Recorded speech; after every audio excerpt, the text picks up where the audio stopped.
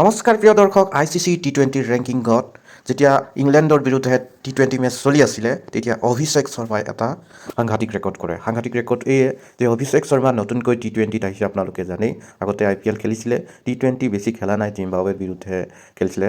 তাৰ পাছত তেনেকৈ ধৰণৰ T20 খেলিবলৈ সুযোগ পোৱা নাই। গতিকে এই T20 খেলত নতুন আহিয়েই একেবাৰে নাম্বাৰ 2 পজিশ্যন দখল কৰিবলৈ সক্ষম হৈছে।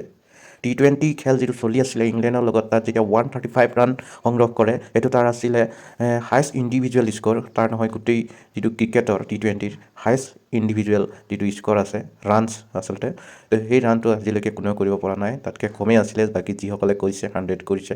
গতিকে সেইটো ৰেকৰ্ডো কৰিলে আৰু লগতে ICC যিটো ৰেংকিং তাতো এটা জাপ মাৰিলে। এই জাপটো হৈ গ'ল একেবাৰে 38টা স্থান অতিক্ৰম কৰি, 38টা স্থান অতিক্ৰম কৰি দ্বিতীয় স্থান পালেগৈ। তো সেইটো ভাৰতৰ বাবে এটা ভাল খবৰ। প্ৰথমতে আছে ট্ৰেভিছ হেড, আপোনালোকে জানেই, অষ্ট্ৰেলিয়াৰ বিধ্বংসী বেটছমেন, বিস্ফোৰক বেটছমেন। গতিকে সেই ট্ৰেভিছ হেড আছে 1 নম্বৰত।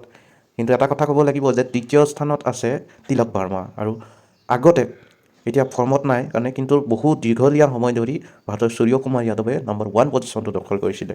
গতিকে ট্ৰেভিছ হেড আৰু সূৰ্যকুমাৰ যাদৱৰ মাজতহে যুঁজটো হৈছিলে। আৰু এতিয়া পটকৈ জাপ মাৰি আহিলে দ্বিতীয় স্থানত অভিষেক শৰ্মা। তিলক ভাৰ্মা থাৰ্ডত আছে। গতিকে তিলক ভাৰ্মা থাৰ্ডত আছে, অভিষেক শৰ্মা ছেকেণ্ডত আছে।